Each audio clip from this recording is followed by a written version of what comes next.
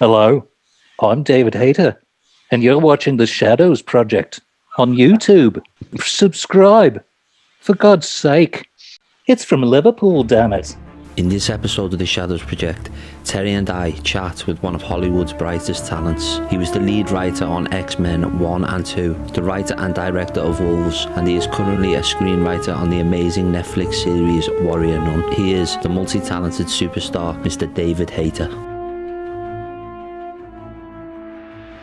Where are you located, gentlemen? Well, we're both in Liverpool. And I've been to Manchester for a Comic-Con. Yeah.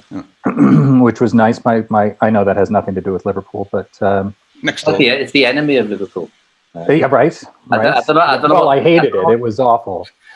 No, I don't know what the enemies are in America. You have like rival sort of cities. there's the North and the South, and the black and the white, and pretty much everybody against everybody. So Yeah. we're pretty familiar with those rivalries. I read a quote by you. I don't know if it's by you, but it was online. So I don't know.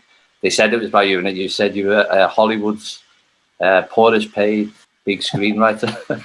Fortunately, that's no longer true. I was for X-Men. I was paid $35,000. So that made me the lowest paid screenwriter of an $80 million film in history. Wow. But did they come back to you and give you some more after that, or after it was? They had to. Once I got sole credit, they had to pay me a truly ugly sum of money in residuals. So where are you now? Are you in Hollywood now? Yeah, I'm in Los Angeles. Oh, brilliant. Okay. So the first thing I'd just like to open up with is to talk about this. Yeah, I love your background. So great. I mean, I love the show. There was like 2 episodes that I found a bit not very good, but the rest of them were great. Like episode 4, I think it was 4 and 8. The ones you written, David, was it? I wrote 4, yeah. Yeah, 4. David, I'm only joking. I know that you wrote 4 and 8, yeah? You wrote one called S. What was it called? Oh, I don't know. They're all, it's like Bible quotes. Yeah, Proverbs and Ecclesiastics or something. Ecclesiasticus, yeah. Ecclesiastics, that's it, yeah. Oh, yeah, I guess I wrote 8, didn't I? Yeah. Yeah. But 4 is the one where Beatrice gets to fight off all the guys in the hallway, and that's where that's what I'm proudest of. Oh, could you just like summarize the show just to tell people who are watching what it's about? Yeah, it's for anybody who hasn't seen it. It's well, first of all, what's wrong with you? Second of all, it's you always want to browbeat people into watching your show. I find that's show business. It's about a young girl who is a quadriplegic. And but it's a really fun show, and she dies, and then this weird sect of ass-kicking nuns has a problem, and their hero, who has an angel's halo in her back, dies, and through a series of events, Ava, our dead quadriplegic girl, gets this halo implanted in her back, and suddenly it brings her back to life. For the first time in her life, she's like 19 years old. For the first time in her life, she can live and party and dance and, date and love. And she's never been able to do that before. And so she's enjoying her life. And then these nuns catch up with her and say, well, actually, no, you have to fight for the Catholic Church. And she's like, the Catholic Church? Go to hell. Yeah. And so but she finds herself in this group, and then action and hilarity and love and romance. One of them even kicks her off a cliff at one point. Yeah, I came up with that moment as well. Oh, did you? Yeah. It was hilarious because I was just thinking, just unexpected. They're having this back and forth battle, and they're okay. And then we had them at the top of this train trestle, and we're going to have a conversation. Her and Shotgun Mary is this great character. We're going to hash things out, and you knew it was coming. You knew this tension was building, and I thought, wouldn't it be funnier if she's like, I don't want to talk at all, and then Shotgun Mary just kicks her off the train trestle because she can heal, and it hurts, but she'll come back from it. So I that's the fun when you. So what's the setup with this? So you have like a group of writers. First of all, how did you get onto that team, obviously because you have a good reputation, but yeah. And how did the other people get on, and how do you work with them? Is it like, do you have like debate? Because it looks, if you look on like online, it looks like you wrote a few episodes, the episodes I mentioned, but obviously you have involvement in the other episodes.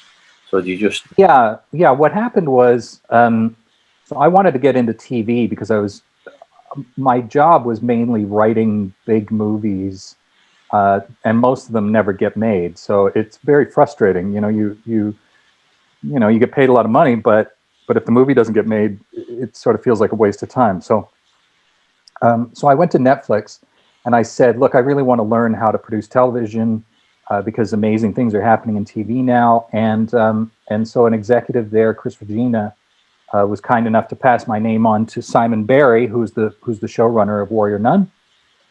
And I said, I just want to learn how to be a showrunner. And so he said, yeah, great, come aboard. I'll teach you. So then in writing the episode, so we have this whole writer's room full of amazing writers. And it's mostly women, and, it's a pretty diverse group. And we just, you're in the writer's room for a few months and you just break all these stories and you figure out the whole season arc, all the little stories, all the little action beats that are going to happen in the middle.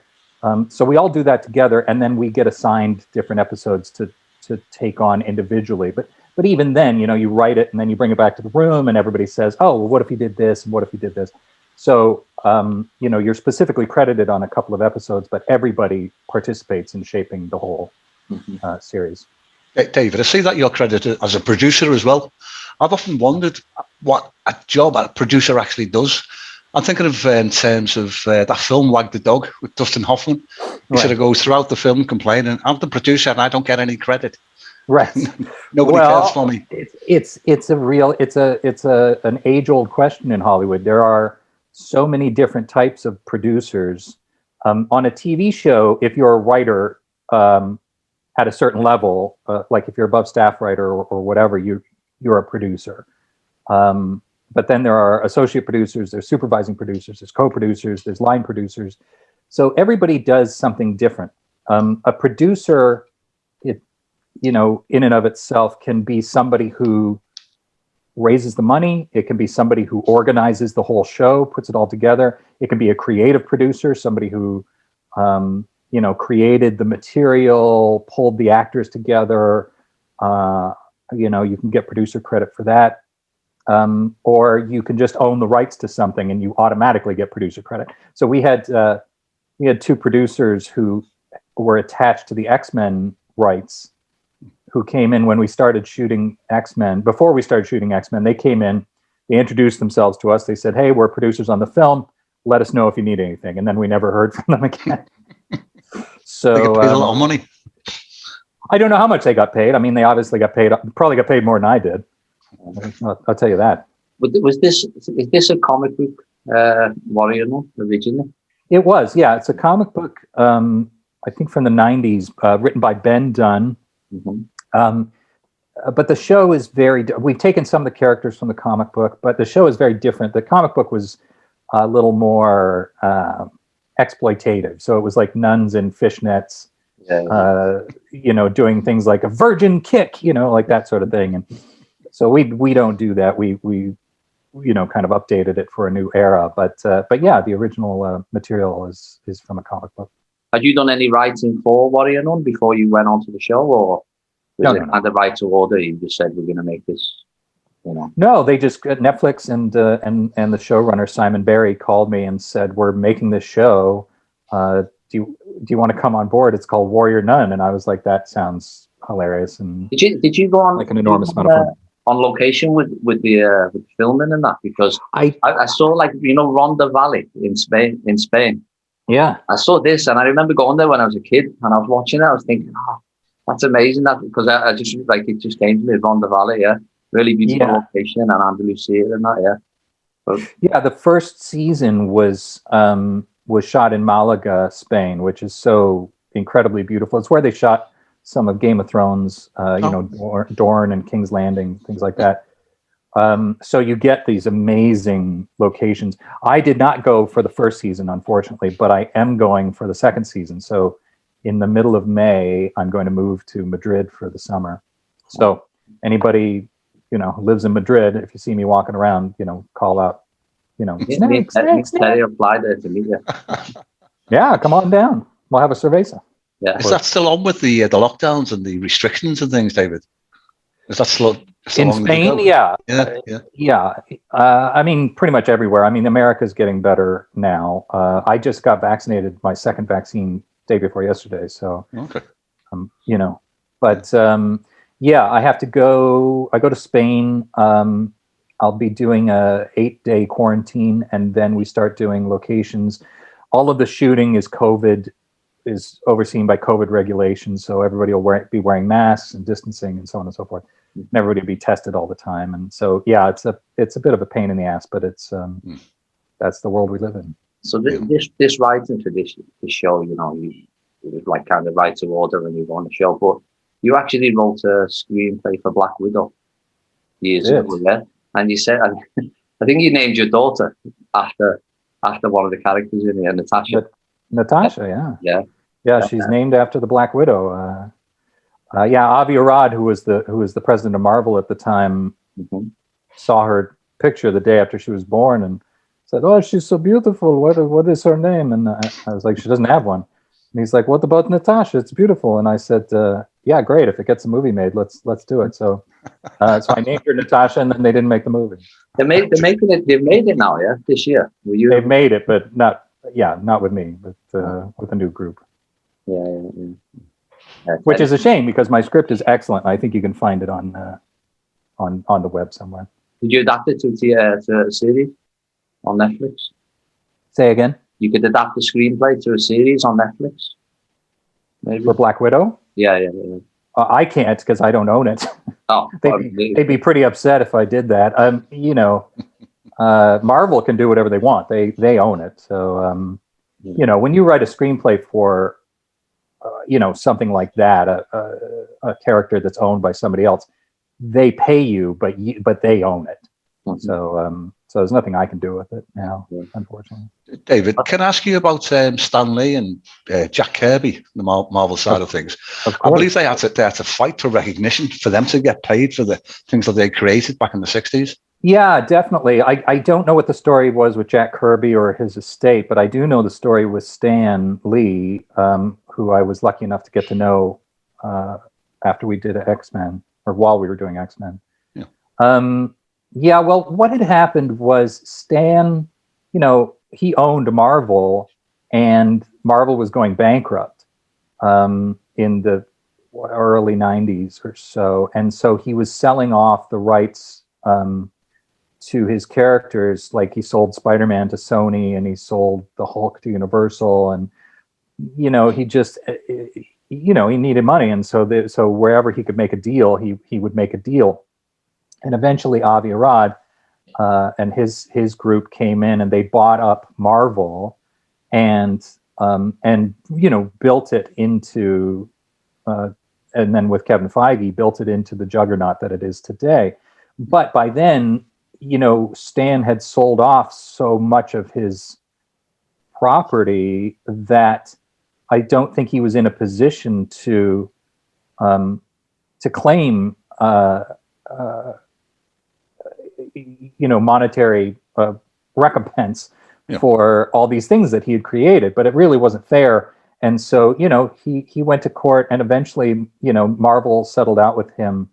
And I think it's public knowledge, but they paid him, $1 million a year plus some big bonuses just because he was Stan Lee and because he created it, which was the right thing to do.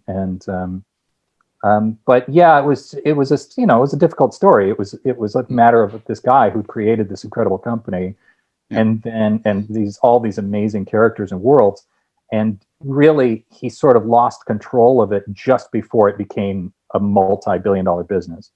So it was unfortunate timing, but the folks at Marvel did the right thing, and so Stan did okay. Probably not as well as he should have, but but it's not like he was forgotten in the process. So Okay. that was. So you traveled all around there when you were a kid, and you sort of you landed in Japan at the age of 15. I think it was about then. Yeah, And 16, then 16, yeah. And then how did this influence you early on? And like, I think that you should have a pharmacist or something. He worked for a pharmaceutical company. Yeah. He worked for Abbott Diagnostics, so a big medical. So you weren't like born into Hollywood, and you know, you sort of got your own way. So like, how much did Japan influence you, and then like, how did this pave the way into like Hollywood? Because you arrived in Hollywood when you were like 20. Yeah? I did. Yeah. Boy, you've done your homework. Yeah, I moved to Japan when I was 16. It was very tumultuous because I lived in Kobe in 1985, and really there were very few foreigners, like almost nobody. And so, you know, I was a severe minority. I didn't speak any Japanese. And so it was really difficult for the first 6 months or so. Well, really my entire junior year in high school was a pretty ugly series of events. But by senior year, I learned to speak some Japanese. I learned that I could go out into downtown Kobe and I could go to any club I wanted because nobody knew how old I was because I was 6'1", and you know, nobody had ever seen a foreigner before. So, you know, so by the time I was 17, I'd go to this club called Vink in Kobe, and it was owned by the Japanese mafia, by the Yakuza. And they loved me so much because locals would come to see me and my friends like we were, you know, a show or something. So they'd start letting me bartend, and I'd go back behind the bar and I'd be pouring drinks. And so by 17, I kind of owned that town, and it was awesome. I had a motorcycle. I'd go to clubs all the time, and I you know, dance with the Yakuza girlfriends. And so, you know, it taught me that there are other worlds out there beyond America and Canada, and that there are very different people, and yet it also taught me where we are all the same, and taught me sort of the universality of humanity. And but also, you know, it gave me the experience of being a young person stepping into a completely alien world and surviving and thriving in it. So a lot of those experiences come through in what I write. So when we did Warrior Nun, for example, when I found out it was going to be an English language show set in Spain, I just thought that was awesome. You know, you can combine cultures, and you can combine, you know, sort of clash different, you know, modes of culture against each other. And that's what I love. So it really opened my eyes to the world. And from Japan, I traveled to Okinawa and Taiwan and Hong Kong and Bali. I traveled through Russia, or the Soviet Union at the time. And I just learned to love international travel and seeing all the different places. The Russia thing, maybe where the wolves connection came in. Because I was wondering why wolves came out in Russia first, was it? Really? Oh, did it? I don't know. I didn't. That's probably just a quirk of our distribution deal. They were the only ones who would take it. Oh, okay. Yeah, sorry, Tim. Sorry, I heard a story you mentioned on another interview, or touched upon it. There was a scene in the Scorpion King film. I think you were sort of drafted in, you were parachuted in to some rewrites. And there's a scene there with, what's his name? The Rock, Dwayne Johnson. Yeah. And he's firing arrows, and he's running out of arrows, and you have to improvise at the time. Yeah. Yeah, they couldn't, so they couldn't figure out how to they were like, we're having trouble working out the ending. Will you come out to the set? And I was like, yeah. So Universal sent a van for me, and I went out to the desert, and they built this huge castle, and it was just amazing. It was like old Hollywood. And so The Rock was there. He was, 29 years old. This was his first starring role in a movie. And so it was me and Chuck Russell, the director, and The Rock. And I said, okay, so what's the situation? So he's basically the bad guy has the sorcerer, the girl, standing at the edge of this wall, and he's going to throw her over. The Rock comes in, the Scorpion King. He comes in, and then she's already foreseen this, but he comes in. An archer comes up behind him and shoots him in the back, and he drops, and you think that's it. So the bad guy's about to throw the girl off the edge of the thing, and they were like, so what now? And I said, well, where's his bow? He's got this special bow that's been taken away from him by the bad guy. But I'm like, he must have it here, right? It's, it's part of the story. And so they're like, yeah, it's here. And I was like, okay, so he should be like lying on the ground. You think he's dead. And then he like gets up, and he just won't give up. And he looks and he sees the bow. And then, so he crawls over and it's killing him. He's got this arrow in his back, and he picks up the bow, but he's got no arrow. And the girl's just about to go over the wall. And so he reaches back, and pulls out the arrow, knocks it, and wonk. And he hits the bad guy, knocks him off the wall. And I think I also said, I can't remember exactly how the guy catches on fire, but he, like, maybe the arrow goes through some fire or something, catches him on fire, knocks him off the wall, and then he drops on fire like a shooting star. And they were like, yeah, let's do that. So that was a very cool moment. Brilliant. So and then a friend of mine watched it, and he goes, oh my God, that was the stupidest part of the movie. I was like, we're not friends anymore. That's what I tried to do at the start of this. That's what I said, the worst episodes. I looked up your episodes, but oh yeah. The joke died because you couldn't remember your episodes. I couldn't remember. No. Tumbleweed coming in. Well, you're just looking at me like, what the hell? Go on. What the hell are these Liverpudlians talking about? Do you familiar with the Scouse accent, David? With the what? I've heard you. The Liverpool accent. It's called the Scouse accent. I've heard you doing. Liverpool. Yeah, no, that's only through the Beatles. Yeah, that's old style. No, I don't really do Liverpool too well, unfortunately. That was John Lennon-esque. That was okay. Yes, John Lennon. Yeah, that's like, that sounds like he was from Liverpool. The comedian when in that the comedian from 40-Year-Old Virgin. The guy he made like. Who I'm doing is Paul Rudd. Yeah, Paul Rudd. That's what I was going to say. Yeah, that's Liverpool. Great record. Yeah, what film is that? That's about. That's from Walk Hard, the Dewey Cox story. Yeah, that's it. Yeah. And then Ringo says, "I've got a song about an octopus," and he says, "Why don't you shove her up your ass? Well, you're lucky we still let you play the drums." Yeah. That's all the Liverpool I can do. It probably would have been how like the Beatles conversation would have went down, because they had years ago they asked John Lennon who the best. They said, "Do you think Ringo Starr's the best drummer in the world?" And John Lennon said, "Yeah, you can finish it for me." He's not even the best drummer in the Beatles. Yeah. Okay. So you wrote Wolves, yeah, this film, and you directed it. Wrote and directed it, yeah. Wrote and directed it, yeah.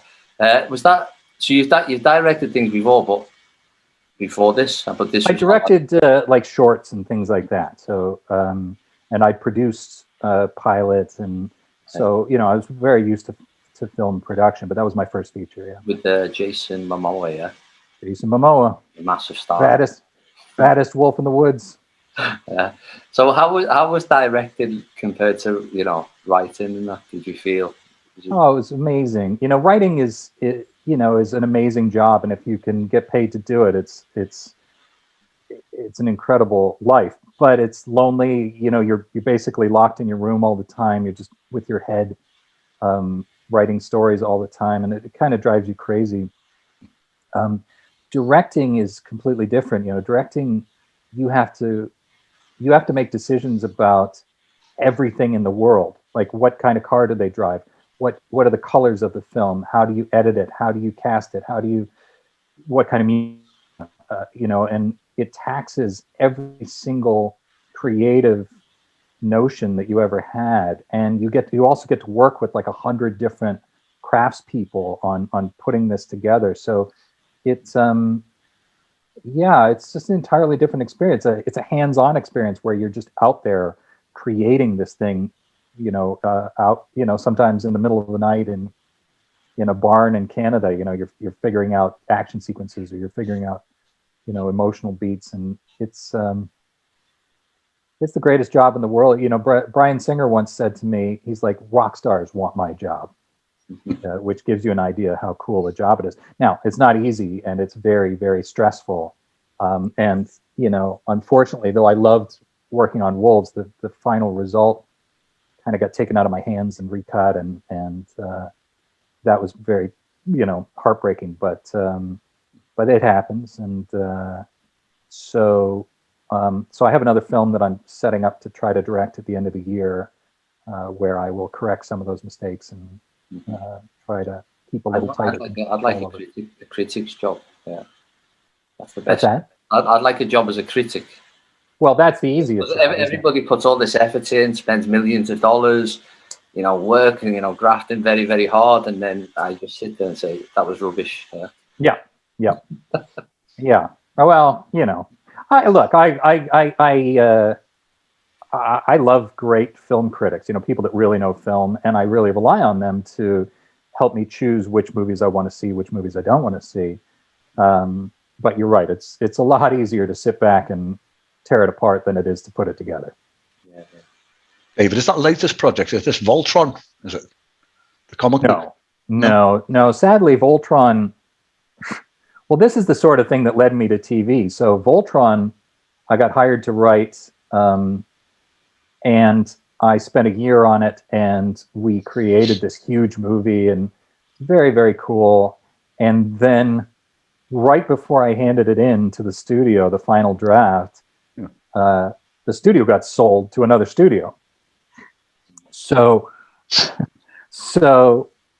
I called my executive and said, okay, well, what does the new studio want to do with Voltron? And he said, well, they're going to wait to see how some of these other giant robot movies do before they decide to commit on Voltron. And I was like, okay, but what did they think of the script? And he goes, oh, I don't think they read it. So that was a year's worth of work. I got paid, so that was good. But it's a huge amount of love and pain that goes into making these things, and then they literally just tossed it on the pile. So they own it now, and if they want to make a movie out of it, that's great. But who knows? So you make you start in video games, yeah? So I have. Started in one called, is it Shark? I don't play video games, so I've never really played them. But you started one called Shark or something, and I watched an interview where you were saying that you like scuba diving, and I do. Oh well, I didn't do it. No, I play a character called King Shark on The Flash. Okay. Yeah. Yes, I've dived with many sharks. I've dived. I'm a big scuba diver. I've dived all over the world, in Okinawa and Thailand and Belize and Honduras, and that's what I was going to ask. How much of a superhero are you in real life? Scuba diving, adventurous, scuba diving with sharks, and then I saw Tom Cruise riding off a cliff and all that. So I started to think, how much of a superhero are you? More than you would expect. I always wanted to be Batman, and so I got in a few street fights when I was a kid in Toronto, and if anybody would be hassling any of the girls we were with, I would either threaten to take them down or I would take them down. I always had that sort of Bruce Wayne sense of justice about me. Unless they I love Jason Momoa, yeah. And then what's that? Unless the person was the size of Jason Momoa. Then I would make friends with them and try to drink them under the table. Yes, no, I would not want to fight Jason Momoa. Jason is an enormous man, and he knows how to fight, so that would be unwise. But yeah, I love doing things. I love to skydive and whitewater raft and jump off of things, and I try to be relatively fearless without being stupid. But I love diving more than anything. And we dove the Great Blue Hole in Belize, and there were just bull sharks swarming around it, like coming right up to your face, and they were huge, you know. And I love that. It's a lot of fun. So do you hang out with all these people on like a Friday night, like Jason Momoa and all Momo? Well, we did around the time when we were after we made the movie. I would go up to his place, and he lives up in the hills in Los Angeles, like in this amazing ranch, and he just grills meat. It's always meat and beer, like that's dinner. And he's got a wolf. He's got like a live wolf that he keeps there. And so, you know, so that was pretty cool. So yeah, we hang out now and again. I mean, not during the pandemic, obviously, but Teddy's got a wolf. It's not that impressive. Yeah. Oh yeah. Teddy also has a wolf. Yeah, it's a stuffed wolf. Yeah, oh, baby no, stuffed wolf. That's different. No, Jason has a big white wolf, and when he starts barbecue, I'm like, "Where's the wolf?" And he goes, "Oh, he'll come around when the meat goes on the barbecue." And so he puts the meat on the barbecue, and then here it came, like off about 30 feet away from everybody, and just like sat and watched us, and it was awesome. He's like, "Yeah, don't go near it."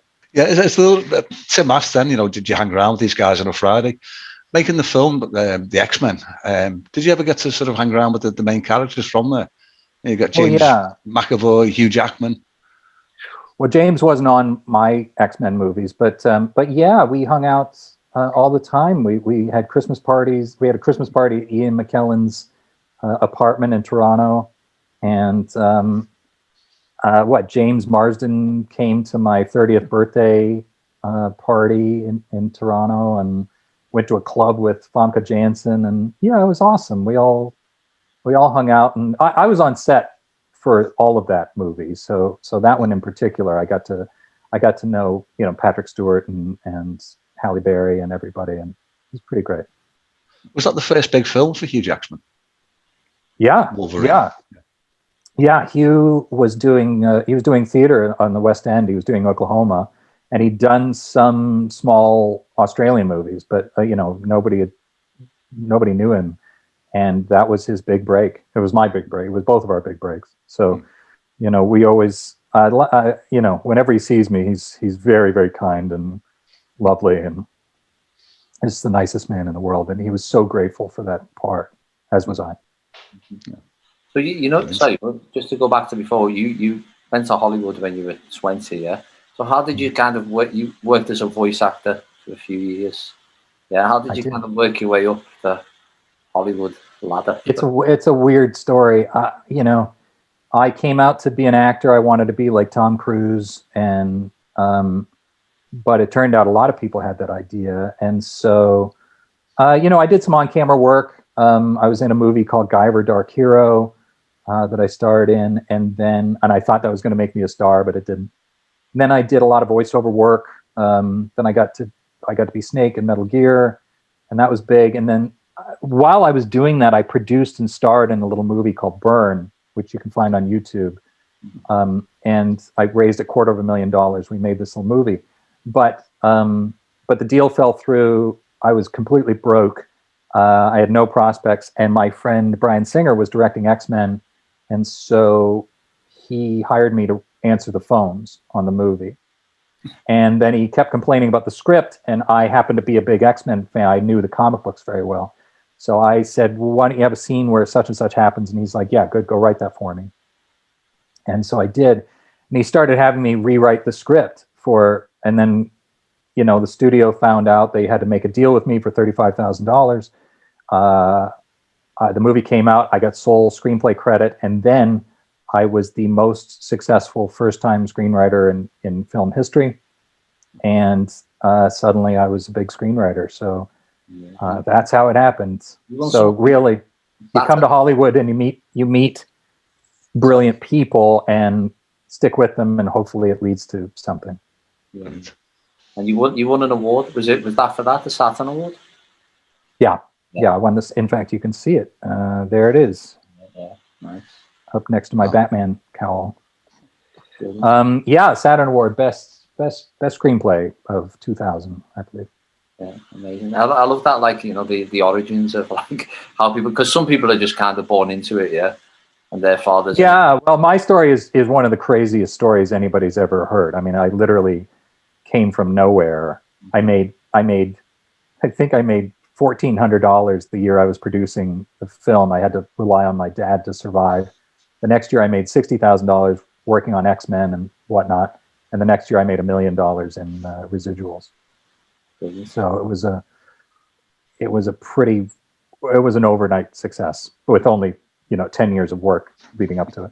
This is what me and Terry are hoping will become like. Yeah, but we're both novelists, hoping to get our books on the screen. Oh, nice. Well, send them over if they're in my genre. I'll take a look. Get lots of that where people are just pushing scripts on you and books.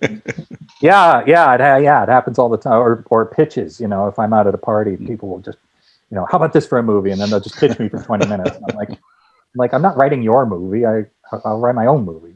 Yeah, you mentioned then you're at a party and somebody offers you a script or something.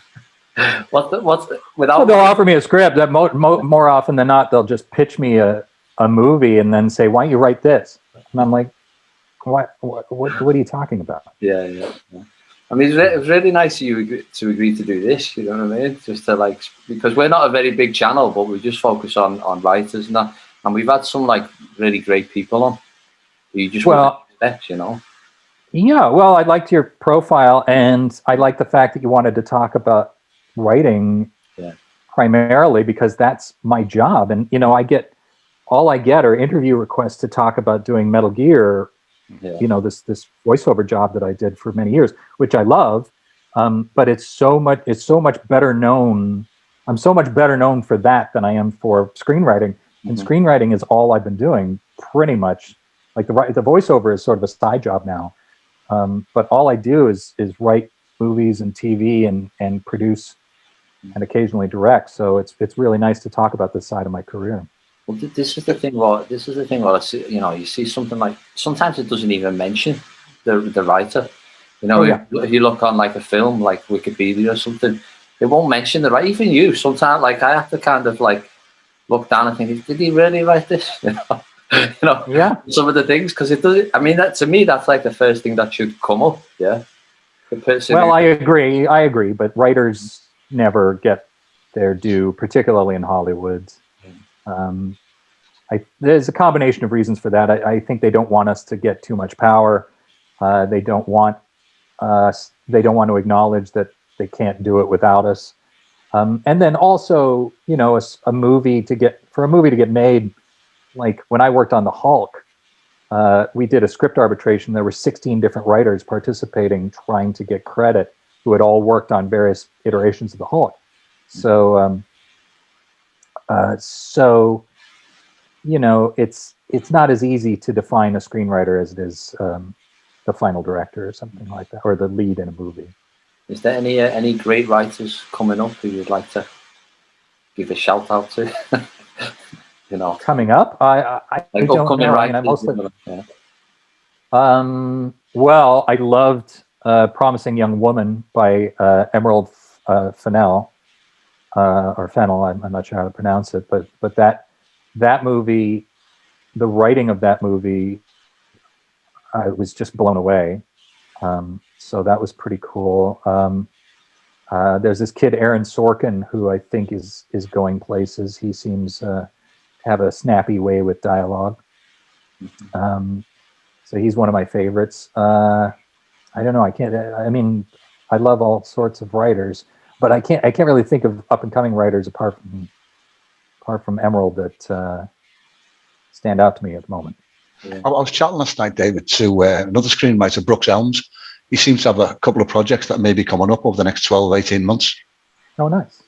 I saw him on Twitter. I don't know him, but that's awesome. Yeah, he asked, I put a message on Twitter to say, to celebrate the fact that we're going to be having a chat with yourself. And he sent me a message saying, what, do you guys know this guy? Do you guys know David Hayter? So, of course, yeah, old mates. Us and Dave having a pint in Liverpool. Right? That's right. Yeah, good to see you again, guys. It's been, what's it been, a couple of years? Gotta go out and hit the town again. Yeah. No, I'm just a friendly Hollywood superstar. Yeah, brilliant, man. Brilliant. I was going to ask you to introduce the channel, in Snake's voice, but then But then I think it'd be better in your John Lennon voice. Yeah. Oh yeah. So Could you say I'm you know, David Hayter, and you're watching the Shadows project, and I'll put it at the beginning. Hello, I'm David Hayter, and you're watching the Shadows Project on YouTube.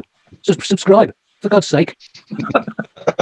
What's your plan for it? Hang on, let me do an edition. It's from Liverpool, damn it. Tag that on again. I will, definitely will.